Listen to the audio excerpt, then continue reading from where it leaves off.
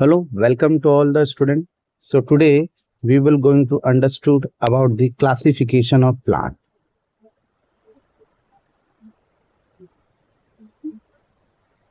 So basically, classification is a important for all living organism and plant. जितने भी living organism और plant है, सबके लिए क्या है क्लासिफिकेशन सबसे ज्यादा इम्पोर्टेंट है. तो हम इसको बिगिनिंग से स्टार्ट करेंगे, जिसमें हमारा फर्स्ट पॉइंट ये बन रहा है नीड्स ऑफ प्लांट क्लासिफिकेशन. मतलब हमको प्लांट के क्लासिफिकेशन की जरूरत क्यों पड़ी. देखो कुछ कुछ पॉइंट इसमें हम एनिमल क्लासिफिकेशन के भी लेंगे, क्योंकि एनिमल क्लासिफिकेशन और प्लांट क्लासिफिकेशन दोनों कहीं ना कहीं कुछ हद तक के स्टार्टिंग प्राइमरी फेसेस पे क्या है सेम है. So what are the needs of classification. सबसे पहले इसमें देखेंगे it help to identification of living organism as well as in understanding of diversity of living organism. देखिए डाइवर्सिटी का मीनिंग क्या होता है. डाइवर्सिटी का सिंपल सा मीनिंग होता है living of meaning different types of a living organism at a single place. एक ही पर्टिकुलर जगह पर अलग अलग टाइप के लिविंग ऑर्गेनिज्म जब सर्वाइव करते हैं तो उसी को हम बायोडाइवर्सिटी बोलते हैं. तो इस टाइप की बायोडाइवर्सिटी जानने के लिए सबसे पहले हमको क्या करना पड़ेगा, एनिमल्स का क्लासिफिकेशन करना पड़ेगा. Second, classification helps to us to learn about the different kinds of the plant, animal and their features and similarities and differences. जितने भी लिविंग ऑर्गेनिज्म है उनमें एक जैसा क्या है, सेम क्या है, डिफरेंसेस क्या है और उनमें क्या क्या फीचर्स हैं. इन सबको अंडरस्टूड करने के लिए सबसे पहले हमको क्या करना पड़ेगा, क्लासिफिकेशन करना पड़ेगा. क्लासिफिकेशन करके हम क्या करेंगे, किसी एक पर्टिकुलर लिविंग ऑर्गेनिज्म को किसी दूसरे पर्टिकुलर लिविंग ऑर्गेनिज्म से क्या करेंगे, कनेक्ट भी कर सकते हैं. So complex organism evolve from the simple organism. देखो बेसिकली हमको सभी पता है कि जितने भी लिविंग ऑर्गेनिज्म है, चाहे वो प्लांट है, चाहे एनिमल हो, चाहे कुछ भी हो, सभी का जो फॉर्मेशन हुआ है एक सिंपल सेल से ही हुआ है. एक सिंपल सेल ही क्या हुआ है, आगे जाके इवॉल्व होके different different types of living organism में डिवाइड या कन्वर्ट हुआ है. तो इसको भी स्टडी करने के लिए कि कैसे लिविंग ऑर्गेनिज्म, एक सिंपल लिविंग ऑर्गेनिज्म कैसे कॉम्प्लेक्स लिविंग ऑर्गेनिज्म में, या एक सिंपल सेल कैसे कॉम्प्लेक्स सेल में कन्वर्ट होता है, इसकी स्टडी करने के लिए भी हमको क्या करना पड़ा, एनिमल क्लासिफिकेशन करना पड़ा या प्लांट क्लासिफिकेशन करना. To understand and study the features and similarities differences between the different living organism as are group under the same categories. मतलब जिन जिन लिविंग ऑर्गेनिज्म को हम लोग ने क्लासीफाई करते समय सेम ग्रुप में रखा है, उनकी डिफरेंसेस और साथ साथ में क्या सिमिलरिटीज है उसको स्टडी करना है. Classification is a tool which help us to deal with the greater diversity of living organism forms. ये एक टाइप का टूल होता है जिससे हमको ये पता चलेगा कि लिविंग ऑर्गेनिज्म में किस टाइप की डाइवर्सिटी मिल रही है. Next, it is essential to understand the interrelationship among the different groups of organism. Interrelationship like जैसे हम प्लांट को बेसिकली क्या बोलते हैं, प्लांट हमारा बेसिकली प्रोड्यूसर्स है. ये प्रोड्यूसर्स क्या करते हैं, with the help of photosynthetic process ये फूड प्रोड्यूस करते हैं. और इनके ही फूड को जितने भी लिविंग ऑर्गेनिज्म है, whether they are animals, whether they are decomposer और whether they are fungus anything, सभी क्या करते हैं, इनके ही थ्रू जो प्रोड्यूस किया गया है फूड उसको क्या करते हैं, ईट करते हैं, कंज्यूम करते हैं. So that is why these all are, ये जितने भी हैं हमारे ये सब के सब क्या है, कंज्यूमर्स है. सो इसकी भी इंटर रिलेशनशिप स्टडी करने के लिए हमको क्या चाहिए कि प्लांट और एनिमल इनको सबसे पहले हम क्या करें, क्लासीफाई करें, तभी हम इनके बारे में इंफॉर्मेशन मिलेगी. Classification forms a base for the development of the biological science. See biological science is study about the biological relationship between the living organism. इनमें जो एक टाइप का रिलेशनशिप है उसकी स्टडी हम बायोलॉजिकल साइंस में कहते हैं. तो उसके लिए भी इम्पोर्टेंट ये है कि सबसे फर्स्ट हम क्या करें, जो एनिमल्स है उनका क्लासिफिकेशन करें.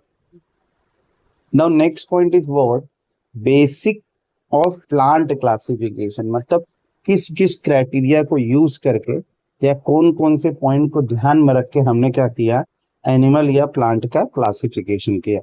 इसमें सबसे फर्स्ट हम लोग देखेंगे, while there are many structure of the plant classification, we the group of the vascular, non-vascular plant, seed bearing, spore bearing, angiosperm and gymnosperm। vascular bundles I think सभी को पता रहेगा कि प्लांट में जो रूट्स होते हैं, ये प्लांट की रूट्स हैं।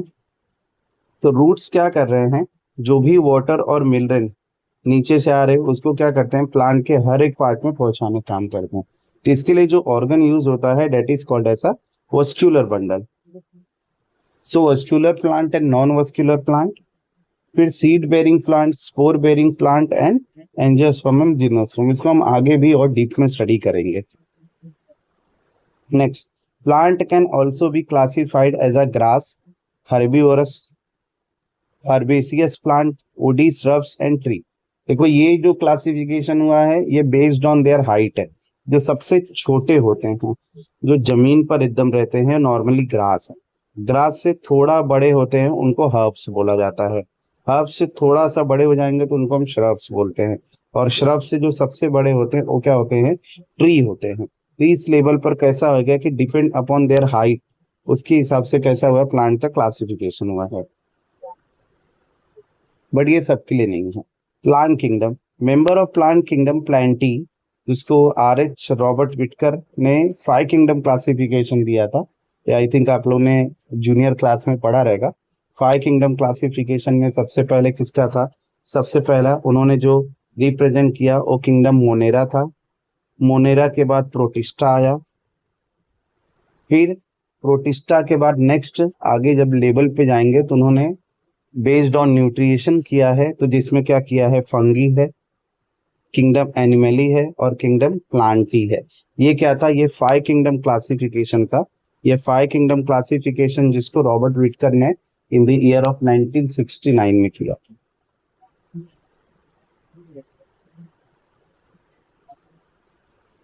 He characterized the living organism based on the multiple characteristics such as the cellular structure जैसे prokaryotes and eukaryotes. Prokaryote primitive cell जिसमें किंगडम मोनेरा है। Mode of nutrition multicellular, unicellular. Body organise, reproduction, phylogenetic relationship. 5 kingdom classification ये मैंने already अभी just आपको explain किया। ये है 5 किंगडम क्लासिफिकेशन। अगर इसको ध्यान से आप लोग देखेंगे तो इसके अंदर आपको सभी चीजें क्या होगी, प्रॉपर्ली दिखाई देंगी। जो लिविंग ऑर्गेनिज्म है, सबसे फर्स्ट क्या हुआ है, प्रोकैरियोट्स है जिसमें मोनेरा आ रहा है। फिर यूकैरियोट में 2 टाइप में हुआ, यूनिसेलुलर, मल्टी सेलुलर। यूनिसेलुलर में किंगडम प्रोटिस्टा लिया है। फिर multicellular with cell wall, without cell wall. With cell wall, without cell wall I think आप लोग समझते रहेंगे। ये जो एनिमल सेल होता है और प्लांट सेल कुछ इस शेप में होता है, इस तरीके के शेप में होता है। एक्सटर्नल लेयर, एनिमल सेल की जो एक्सटर्नल लेयर होती है वो सेल मेम्ब्रेन होती है, बट प्लांट सेल में एक एक्स्ट्रा और मेम्ब्रेन होती है। ये जो एक्स्ट्रा मेम्ब्रेन होती है इसको हम क्या बोलते हैं, सेल वॉल बोलते हैं। तो ये बेसिकली सिर्फ प्लांट सेल में ही प्रेजेंट होता है, एनिमल सेल में सेल वॉल प्रेजेंट नहीं होता है। फिर इसमें विथ सेल वॉल में और विदाउट सेल वॉल में, विथ सेल वॉल में 2 आते हैं, एक ऑटोट्रॉप्स है और हेटेरोट्रॉप्स है। ऑटोट्रॉप्स में जितने भी हमारे ग्रीन प्लांट है, बेसिकली सभी के सभी ग्रीन प्लांट आते हैं। और हेटेरोट्रॉप्स में क्या होते हैं, फंगिस आते हैं। ठीक, और विदाउट सेल वॉल में सभी के सभी एनिमल्स हैं। In year 1883, Inches botanists classify the kingdom Plantae into the 2 subkingdom. As a result, subkingdom Cryptogamous और Phanerogamous were considered to be plant classification. उनके पहले ही क्या हुआ था कि प्लांट किंगडम का क्लासिफिकेशन हो चुका था। इसमें 2 इंपॉर्टेंट पार्ट था, वो क्रिप्टोगैमस और फेनोरोगैमस था। तो ये देखो इस तरीके से क्लासिफिकेशन हुआ। क्रिप्टोगैमस जिसको बेसिकली 3 पार्ट में किया गया है, थाइलोफाइटा, ब्रायोफाइटा, टेरिडोफाइटा।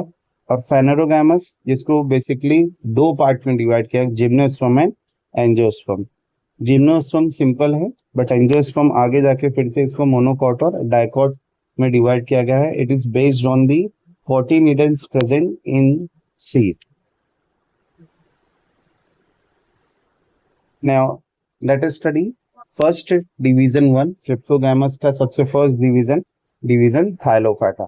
सी, यहाँ जो क्रिप्टोगैमस में हम क्लासिफिकेशन करेंगे, क्रिप्टोगैमस में जो भी क्लासिफिकेशन हो रहा है ये बेस्ड ऑन प्लांट स्ट्रक्चर है, और ये लेबल है कि फर्स्ट किंगडम में क्या है, कोई भी प्लांट ऑर्गन प्रेजेंट नहीं है। सेकेंड किंगडम में जाएंगे तो इसमें फॉल्स प्लांट ऑर्गन प्रेजेंट है, और थर्ड डिवीजन में अगर हम जाएंगे तो इसमें क्या है, प्लांट जितने भी ऑर्गन से प्रेजेंट है बट फ्रूट और फ्लावर क्या है, एब्सेंट है। तो इस लेवल में देखेंगे तो थाइलोफाइटा मेनली वाटर में रहने वाले प्लांट है, जो एक्वाटिक प्लांट्स है।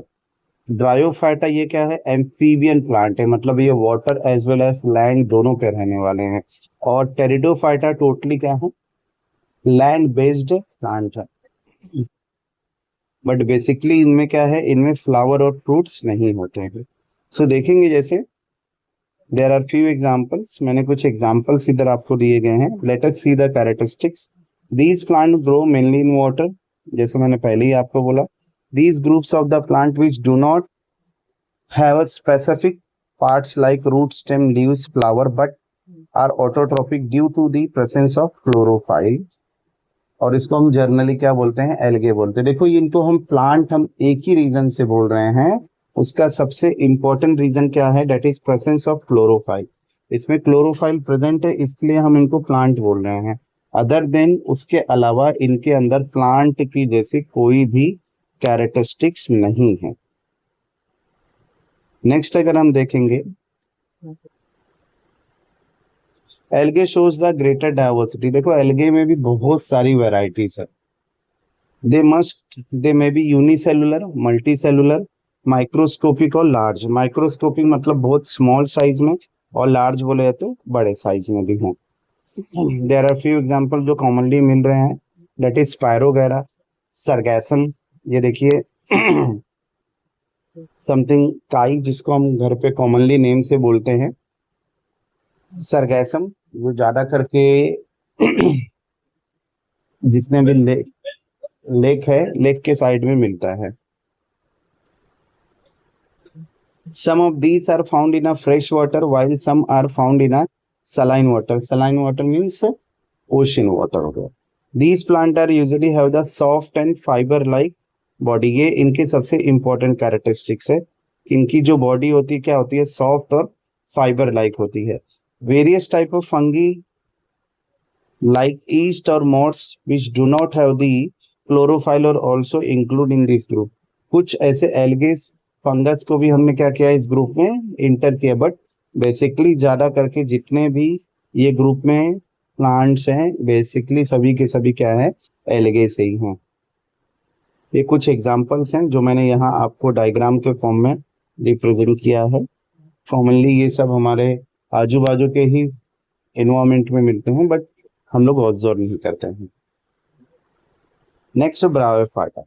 Bryophyta is basically amphibian. Amphibian मतलब, कहने का मतलब सिंपल सी बात है, ये जितने भी प्लांट हैं ये बेसिकली लैंड पे ही रहेंगे, बट ड्यूरिंग रिप्रोडक्शन टाइम जब स्पोर का फॉर्मेशन होता है, प्लांट ग्रो करना स्टार्ट करता है, उस समय इनको क्या चाहिए, उस समय इनको पानी चाहिए। So these group of a plant are called as a amphibian of a plant kingdom because they grow in moist soil but need water for the reproduction. These plant are thylophyta, autotrophs। थाइलॉइड मतलब ऐसा चपटा रहेंगे, पूरा body कैसा है, ऐसा जमीन को पकड़ के क्या हो रहेगा, रुका रहेगा, तो इसीलिए इसको हम बोलते हैं thalloid structures. The structure of plant body of bryophyta are flat, ribbon like, long, without true root. देखो यही चीज मैंने पहले बोला था, true root system, leaves etcetera. इनके मतलब रूट के जैसा कुछ तो प्रेजेंट है, या लीफ के जैसा कुछ एक ऑर्गन होता है, ये सब कैसे होते हैं, ऐसा प्रेजेंट होते हैं, बट बेसिकली ये सब है, वो रूट नहीं है, स्टेम नहीं है।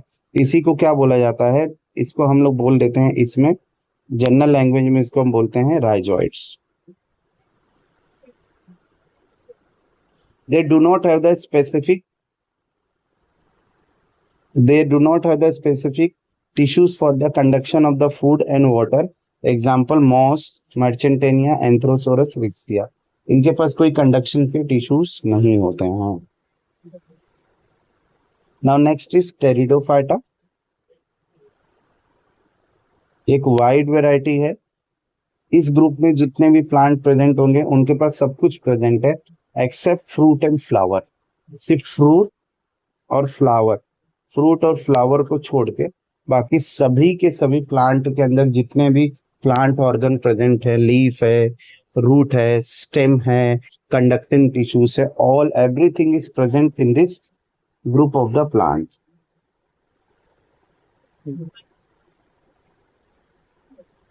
They reproduce with the help of the spore formed along the back and the posterior surface of the leaf. देखो जनरली आपने फर्न प्लांट को देखा रहेगा. फर्न प्लांट की जो लीफ होती है कुछ इस तरीके का स्ट्रक्चर का होती है. ये ऐसे का स्ट्रक्चर रहेगा बीच बीच में कभी. तो ये जो स्ट्रक्चर है वही क्या होता है, स्पोर्स होते हैं. और आगे जाके जब प्लांट रिप्रोडक्शन होता है तो स्पोर्स के थ्रू ही प्लांट न्यू रिप्रोड्यूस होता है.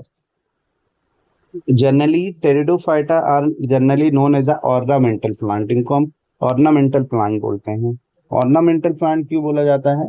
द रीजन बिहाइंड इज दस कि इनकी जो लाइफ साइकिल होती है बहुत स्मॉल होती है. ज्यादा लाइफ साइकिल ज्यादा बड़ी नहीं होती है.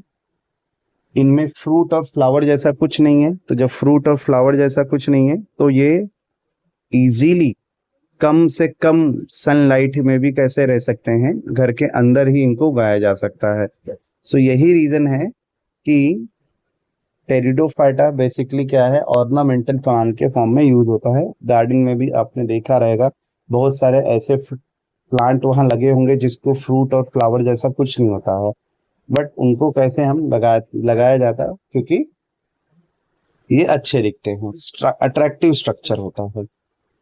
They have the well developed conducting system. मैंने पहले ही एक्सप्लेन किया आपको. थोड़ा सा आप इस पे देखिएगा, यूज योर ब्रेन पावर. मैंने एक क्वेश्चन लिया है, what is the similarities between the plant of the group thallophyta, bryophyta, pteridophyta irrespective the difference in their body structure. ऐसा कुछ सिमिलरिटीज है. सो प्लीज आप कमेंट में आंसर लिखिए. ये आंसर मैंने यहाँ भी लिखा हुआ है, बट फिर भी और भी कुछ आपको दिखेगा तो आप प्लीज कमेंट में स्ट्रक्चर लिखिए. Next is Phanerogamous. These are the group of a plant which all plant organ are present and performing the proper functions. Plant which have a special structure for the reproduction and produce seed are called as a Phanerogamous. देखो Phanerogamous का एक simple सा definition ये है कि इसमें जितने भी इस ग्रुप में जितने भी प्लांट है सबके पास क्या होगा, एक स्पेशल स्ट्रक्चर है जिससे क्या होगा कि सीड प्रोड्यूस हो रहा है. तो अगर सीड प्रोड्यूसिंग प्लांट है तो बेसिकली क्या होंगे, बेसिकली अपने Phanerogamous है. In this plant, after the process of reproduction, seeds are formed which contain the embryo and the stored food. देखो जो हम लोग फ्रूट खाते हैं, जितने भी हमारे पास फ्रूट्स हैं, ये फ्रूट्स का कैसे पार्ट होता है, इसके बीच में सीड होता है. बीच में सीड होता है और इसके चारों बाजू का जो पोर्शन होता है जिसको हम बेसिकली ईट करते हैं, ये जो ईट करने वाला पोर्शन होता है इसको हम बोलते हैं एंडोस्पर्म. तो सीड कहाँ है, सीड मिडिल में है, सेंटर में है. जस्ट लाइक मैंगो, सीड कहाँ पे प्रेजेंट है, सीड उसके बीच में प्रेजेंट है. और बाकी ये जो सीड के बाहर वाला पोर्शन है ये क्या होता है, ये एंडोस्पर्म होता है, इसी को खाया जाता है. ठीक है.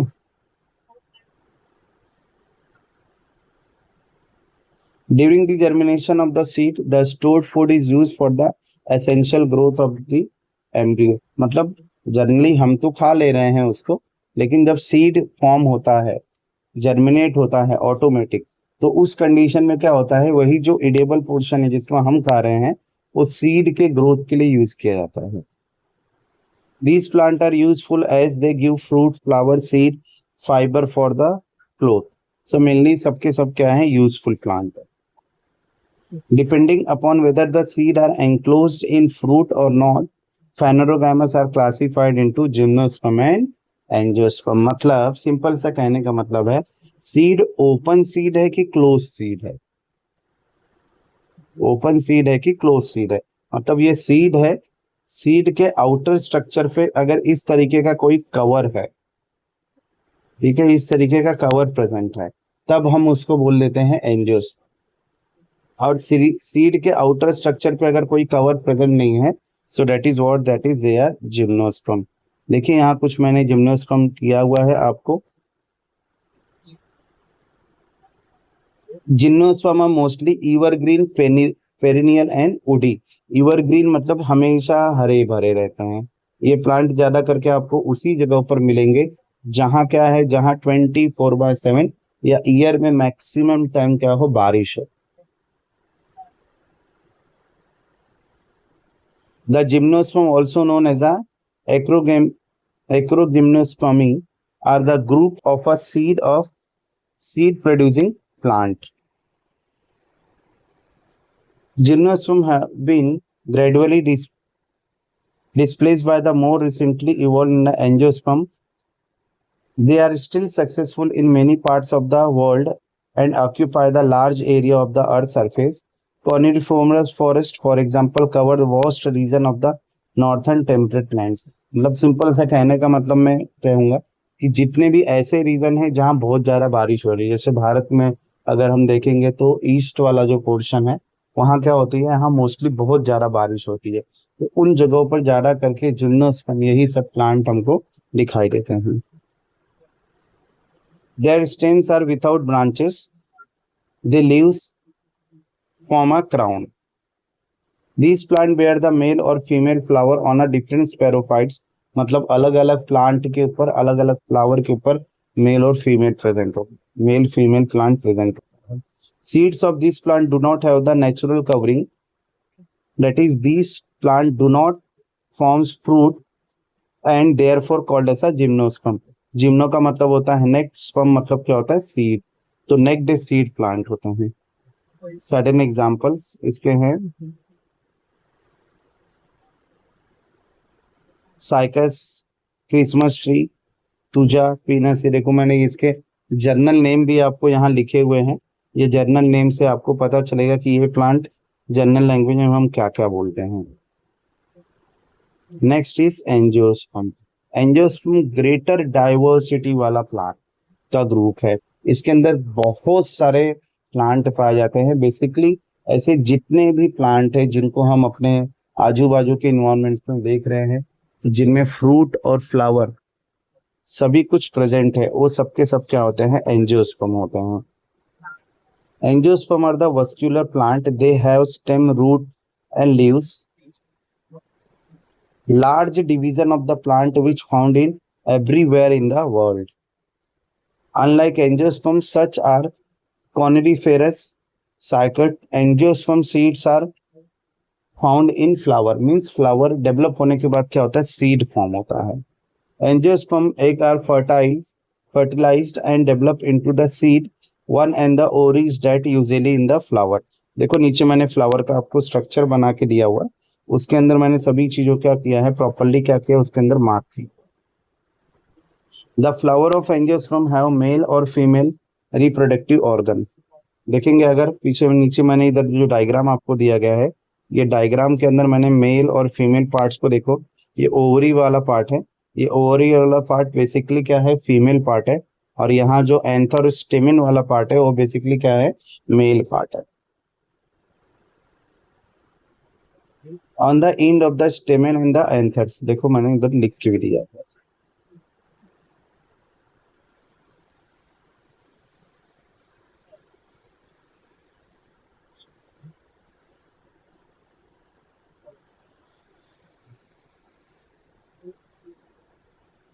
This is where the pollen is made. The pollen has to be taken and the pistil or the female part of the flower, means ये जो pollen grain होते हैं, एंथर्स होते हैं, ये एंथर क्या करते हैं, इस तरीके से प्लांट के पिस्टल मतलब ओवरी में इंसर्ट होते हैं, और जिससे क्या होता है, जिससे फ्रूट का क्या होता है, फॉर्मेशन होता है।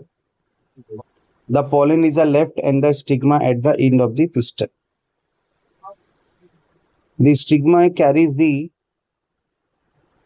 Carries the pollen down and the tube called as a style of the ovary. ये वाला जो पार्ट है ये स्टाइल और ओवरी वाला पार्ट है। ये वाला जो पोर्शन आपका स्टाइल और ओवरी वाला पार्ट है, ये बेसिकली क्या है, ये बेसिकली फीमेल पार्ट है, और ये क्या है, बेसिकली मेल पार्ट। इसको बेसिकली दो पार्ट में डिवाइड किया गया है। फर्स्ट इज डाइकॉट और सेकंड क्या होता है, monocots.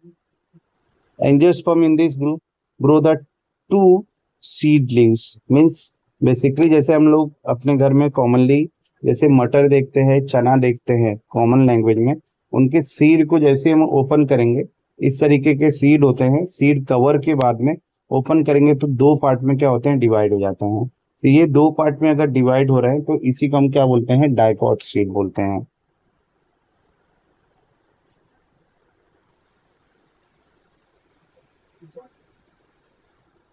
Their leaves are usually have the single main vein that start at the base of the leaf blade, and three or more main veins are spread out from the base of the leaf. Means अगर simply leaf का structure में इधर explain करूँ तो ऐसा एक simple ऐसा leaf होगा, इस तरीके का होगा, और फिर बाद में इस तरीके का क्या होगा, डिवाइड होगा।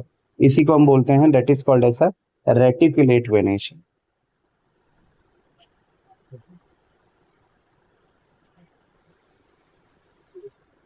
Most plants are the dicot, including the most trees, shrubs, vines, fruit, and vegetable plant and the flowers. There are about 2 lakhs species of the dicots are there. Reticulate venation, पहले मैंने explain किया. Flowers are the 4 or 5 parts in their multiples, tetramorous or the pentamorous. Say monocots. Monocot are the marked as by the seed, single seed है, जैसे कि ये plant है। For example जैसे हम लोग मेज की बात करेंगे, मेज प्लांट कैसे होता है, एक सिंपल ऐसा सीड होता है, कोई इसमें डिवीजन नहीं होता है। तो क्या है, that is single cot. It है single cotyledon, so that is called as a monocot. The monocotyledon about the 60,000 species earth surface पे पाए गए हैं। The large family in this group and flower of this plant as whole by number of the species of the orchids is more than 20,000 species. About the half as many species belonging to the true grasses. ज्यादा करके इसमें जितने भी हैं वो सब के सब क्या हैं, ग्रासेस ही ज्यादा करके मिलते हैं। Agriculture majority biomass include comes from the monocots. These include not only major grains, मतलब जितने भी मेजर ग्रेन है, जस्ट लाइक राइस हो गया, राइस है, बाजरा है, मेज है, ये सब ज्यादा करके जो ग्रेन्स हैं, व्हीट है, ये सब ज्यादा करके क्या है, हमारे मोनोकोट्स में आते हैं। Additional most of the horticulture bulb plant cultivated by the blooms such as lilies, daffodils, iris, cannons, bluebells, cupids are the monocots. There are few examples of monocots, देखो मैंने इधर बना के रखे हुए हैं। So thank you very much. So ये notes के साथ साथ मैंने आपको ये वीडियो एक्सप्लेन किया हुआ है। आई होप सबको प्रॉपरली ये वीडियो समझ में आया होगा। अगर आपको कोई डाउट है कि आप ये जानना चाहते हैं कि कोई मैं अलग वीडियो किसी अलग कंटेंट के ऊपर इस तरीके से पीपीटी प्रेजेंटेशन करूं, सो प्लीज आप कमेंट में लिखिए, और इनकेस कोई डाउट होता है तो प्लीज आप कमेंट में जरूर पूछिए, और प्लीज हमारे चैनल को सब्सक्राइब कीजिए। Thank you very much.